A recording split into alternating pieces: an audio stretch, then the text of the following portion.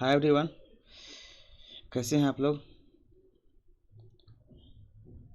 उम्मीद करते हैं आप लोग सही होंगे। चलिए, आज के सेशन में हम लोग देखने वाले हैं हिंदी का एक बहुत ही इम्पोर्टेंट चैप्टर है, उसको आज हम लोग कवर करेंगे, जिसमें कि हमारा जो है एक इम्पोर्टेंट चैप्टर है, उसको आज हम लोग कवर करेंगे। एक सबसे इम्पोर्टेंट जो चैप्टर है वो हमारा है जाति प्रथा और श्रम विभाजन। क्या है हमारा? एक है जाति प्रथा और श्रम विभाजन, एक चैप्टर है, उसको आज हम लोग कवर करेंगे। ठीक है, जाति प्रथा और श्रम विभाजन को देखिए। आज के सेशन में हम लोग जितना क्वेश्चन कर रहे हैं सारे क्वेश्चन बहुत ही इंपॉर्टेंट हैं, ध्यान रखना है। और इम्पॉर्टेंट इसलिए हम बोल रहे हैं क्योंकि ये जो है हमारा बहुत ही इम्पोर्टेंट है और इससे अक्सर क्वेश्चन पूछे जाते हैं। देखिए, जाति प्रथा श्रम विभाजन का जो है लेखक हमारे डॉक्टर भीमराव अंबेडकर थे और इसमें जो है सो पूरे लगभग हम लोग 30 क्वेश्चन को कवर कर रहे हैं। 30 प्रश्न है जिसको हम लोग कवर कर रहे हैं और इसमें जो है सो 30 क्वेश्चन में इस चैप्टर से फिर बचा हुआ कुछ भी क्वेश्चन नहीं बचेगा, मतलब इससे बाहर कुछ भी रहने का कोई चांस नहीं होता है। ठीक है, तो चलिए सेशन को शुरू करते हैं। यदि आपको ये वीडियो अच्छा लगा तो इस वीडियो को लाइक करिए और अपने दोस्तों में शेयर करिए, ताकि वो लोग भी जो है इस वीडियो का फ़ायदा ले पाएँ। और साथ ही साथ चैनल को सब्सक्राइब जरूर करिएगा, ताकि और भी मज़ेदार हम लोग चैप्टर को लेते आएंगे। चलिए सेशन को शुरू करते हैं। देखिए, फर्स्ट क्वेश्चन हमारा है। क्वेश्चन कर रहा है कि श्रम विभाजन और जाति प्रथा शीर्षक किसके द्वारा हिंदी में रूपांतरित है। क्या बता रहा है कि श्रम विभाजन और जाति प्रथा जो है सो हिंदी शीर्षक किसके द्वारा हिंदी में रूपांतरित है। ये देखिए आपका है एनिहिलेशन ऑफ द कास्ट। क्या है? एनिहिलेशन ऑफ द कास्ट की क्या है? इसी का जो है सो मतलब ये हिंदी में रूपांतरित किया गया है। इसका ऑप्शन नंबर क्या होगा? ए जो है इसका करेक्ट आंसर हो जाएगा। ठीक है, तो देखिए शुरू करते हैं आगे। देखिए नेक्स्ट देखिए क्वेश्चन नंबर 2 कर रहा है कि श्रम विभाजन और जाति प्रथा पाठ बाबा साहब के किस भाषण का संपादित अंश है। मतलब बाबा साहब डॉक्टर भीमराव अंबेडकर जो थे वो किस भाषण का जो है वो संपादित अंश है। तो देखिए इसमें भी है, क्या है? ये जो है हमारा हेलिनेशन ऑफ द कास्ट। क्या है हमारा? ये ऑप्शन मतलब ये एक भाषण था हेलिनेशन ऑफ द कास्ट, जिसमें क्या है इसका एक पार्ट्स है जिसका वो है, मतलब एक भाषण जिसका वो आंसर है। चलिए शुरू करते हैं। देखिए आगे देखिए शुरू करते हैं। देखिए क्वेश्चन नंबर 3 का रहा है कि श्रम विभाजन और जाति प्रथा के लेखक कौन है। क्या बता रहा है? श्रम विभाजन और जाति प्रथा के लेखक कौन है। देखिए हमारा क्या है? डॉक्टर भीमराव अंबेडकर है। ऑप्शन नंबर डी क्या होगा? इसका करेक्ट आंसर हो जाएगा। चलिए आगे देखते हैं। कह रहा है कि जाति प्रथा बेरोजगारी का एक कारण बन चुकी है। जाति प्रथा बेरोजगारी का एक डैश कारण बन चुकी है। क्या बता रहा है कि डैश कारण बन चुकी है। देखिए क्या ये एक प्रमुख कारण है। क्या है? एक प्रमुख कारण है। मतलब यदि जाति प्रथा हो रहा है इसका मतलब है कि क्या होता है इसमें जो है सो लोगों को मतलब बेरोजगारी मतलब जाति के आधार पर जो है लोग क्या करते हैं, ये लोग जाति के आधार पर जो है सो मतलब इसको वो देने का काम करते हैं, रोजगार देने का, जो कि क्या है साफ ही साफ गलत है। ठीक है, तो चलिए आगे देखते हैं। तो इसका क्या हो जाएगा? हमारा प्रमुख कारण है। ठीक है, देखिए नेक्स्ट कर रहा है कि भीमराव अंबेडकर का जन्म कब हुआ था। भीमराव अंबेडकर का जन्म कब हुआ था ये पूछ रहा था। ये कब हुआ था? 14 अप्रैल 1891 ईस्वी को हुआ था। 14 अप्रैल 1891 ईस्वी को हुआ था। ठीक है, चलिए कहाँ हुआ था आप लोग कमेंट करके जरूर बताइएगा, नहीं तो फिर अगले में हम लोग देखेंगे उसको करके। ठीक है, देखिए डैश पेशों का दोषपूर्ण निर्धारण करती है। डैश जो है सो पेशों का दोषपूर्ण निर्धारण करती है। क्या था? ये देखिए हमारा क्या है? जाति प्रथा। क्या है? जाति प्रथा जो है सो हमारे पेशों का दोषपूर्ण निर्धारण करती है कि कौन सी जाति का आदमी कौन सा काम करेगा। ये उसमें क्या करता है? ये जो है सो उसको मतलब करने का काम करता है। चलिए देखते हैं आगे। देखिए आगे क्वेश्चन नंबर देखिए हमारा है 7 देखते हैं। आर्थिक पहलू से भी जाति प्रथा डैश है। आर्थिक पहलू से क्या है? जाति प्रथा जो वो हानिकारक है। कैसा है? वो हानिकारक है। मतलब क्या? जाति प्रथा रहने से क्या होता है? वो आर्थिक मतलब हमारा जो है सहयोग करने में भी क्या करता है? वो मददगार नहीं होता, वो हमारे लिए हार्मफुल होता है। देखिए कह रहा है कि भीमराव अंबेडकर की मृत्यु कब हुई थी। देखिए ध्यान रखिएगा, भीमराव अंबेडकर की मृत्यु कब हुई थी? तो दिसंबर 1956 को। क्या हुआ था? दिसंबर 1956 को। डेट देखिए कब हुआ था। तो देखिए डेट था इनका 6 दिसंबर। कितना था? 6 दिसंबर 1956 को जो हुआ था उनका डेथ हुआ था। ये यहाँ आपका ऑप्शन नंबर डी जो है यहाँ इसका करेक्ट आंसर हो जाएगा। ठीक है, ऑप्शन नंबर डी इसका क्या होगा यहाँ पे? करेक्ट आंसर हो जाएगा। चलिए देखिए आगे देखते हैं। देखिए आगे कह रहा है कि डॉक्टर भीमराव अंबेडकर की माता का नाम क्या था।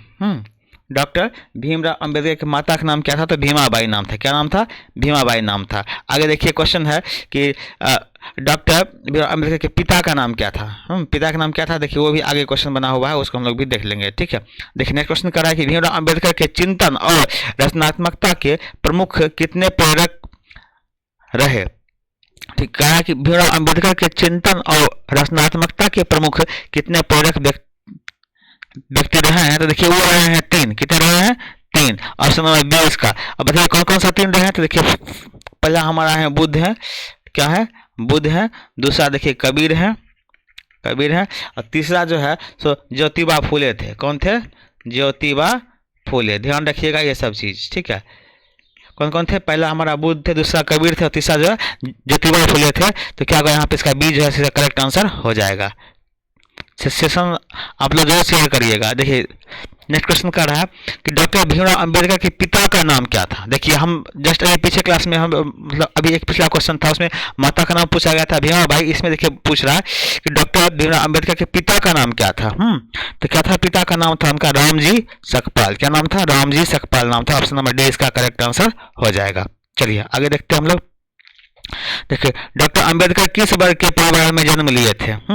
डॉक्टर अंबेडकर किस वर्ग के परिवार में जन्म लिए थे, देखिए हमारे थे दलित वर्ग के परिवार में जन्म थे। ऑप्शन नंबर ए जो है इसका करेक्ट आंसर हो जाएगा। चलिए देखते हैं। आधुनिक सभ्य समाज कुशलता के लिए किसे आवश्यक मानता है।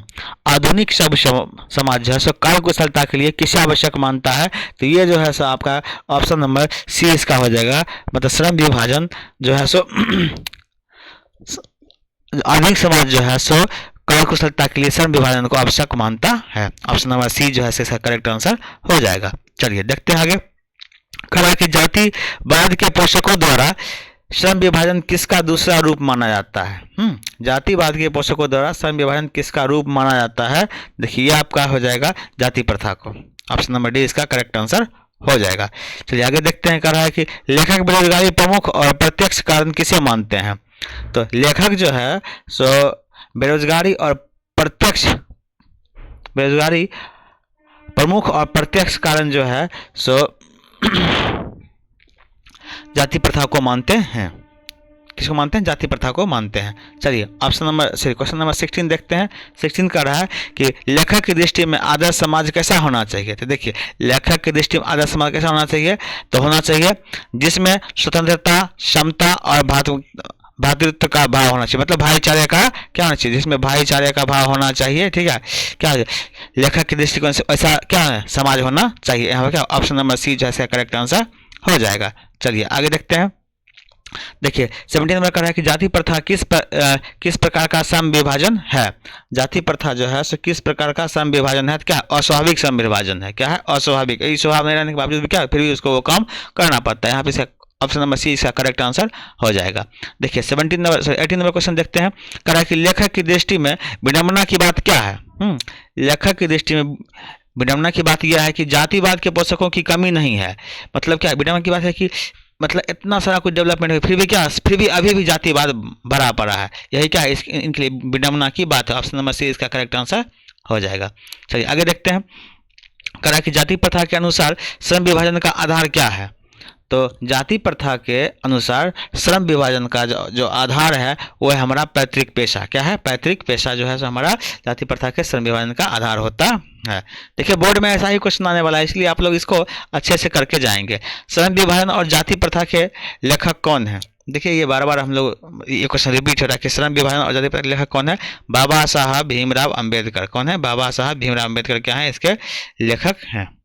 चलिए आगे देखते हैं। क्वेश्चन नंबर 21 देख रहा है कि श्रम विभाजन और जाति प्रथा के शीर्षक किसके द्वारा हिंदी में रूपांतरित की गई है। देखिए यहाँ भी क्वेश्चन है, कह रहा है कि श्रम विभाजन और जाति प्रथा शीर्षक किसके द्वारा हिंदी में रूपांतरित की गई है। तो ये आपका है ललय Singh Yadav. Option number A जो है ये करेक्ट आंसर है।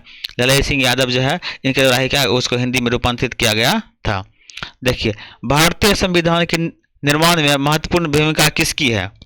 तो भारतीय संविधान के निर्माण में महत्वपूर्ण भूमिका भीमराव अम्बेडकर की। इन्होंने क्या है मतलब इसको निर्माण किए थे, और इसलिए क्या इनको संविधान के निर्माता भी कहा गया था। ठीक है, संविधान के निर्माता भी कहा गया था। ठीक है, निर्माता भी कहा गया था। ठीक है, चलिए देखते हैं आगे। आगे कह रहा है कि जाति प्रथा मनुष्य के पेशों को किस प्रकार प्रभावित करती है। हाँ, जाति प्रथा जो है सो मनुष्य के पेशे को प्रभावित ऐसे करती है कि मनुष्य को जीवन भर के लिए एक पेशे में बांध देती है। क्या करता है, मनुष्य को जीवन भर के लिए एक पेशे में बांध देती है। इससे क्या होता है कि मनुष्य जीवन भर एक ही काम को सिर्फ करता रहेगा, इसके अलावा वो कुछ एक्स्ट्रा अपना कुछ दिमाग नहीं लगा सकता है। चलिए ऑप्शन नंबर देखते हैं, सॉरी क्वेश्चन नंबर देखते हैं 24। देखिए, जाति प्रथा मनुष्य के पेशों को किस प्रकार प्रभावित करती है। देखिए यहाँ क्वेश्चन रिपीट हो गया था, इसमें भी क्या होगा आपका ऑप्शन नंबर डी जो है से यहाँ पे आपका करेक्ट आंसर हो जाएगा। चलिए 25 नंबर क्वेश्चन देखते हैं। तो 25 नंबर क्वेश्चन करा है कि श्रम विभाजन और जाति प्रथा गद्य कौन सी विधा है।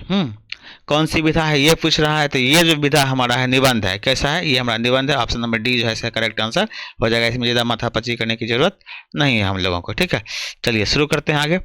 देखिए, विडंबना का अर्थ क्या है। क्या है, विडंबना का अर्थ यह है उपहास, मतलब क्या, ये हंसी की बात होगी। ठीक है, कैसा होगा, ये हंसी का उपहास वाली बात है, इसी को हम लोग बोलते हैं ये विडंबना है। नहीं, चलिए आगे देखते हैं। कह रहा है कि भीमराव अंबेडकर ने निम्न में से किसकी रचना की। तो अब देखिए ये बता रहा है। तो क्या जाति प्रथा और श्रम विभाजन की रचना की थी, ये हम लोग को भी पता है। ऑप्शन नंबर ए इसका करेक्ट आंसर हो जाएगा। अभी चैप्टर ही हमारा यही है। देखिए क्वेश्चन नंबर देखिए, बस यही हमारा लास्ट था। वीडियो कैसा लगा आप लोग जरूर बताएंगे।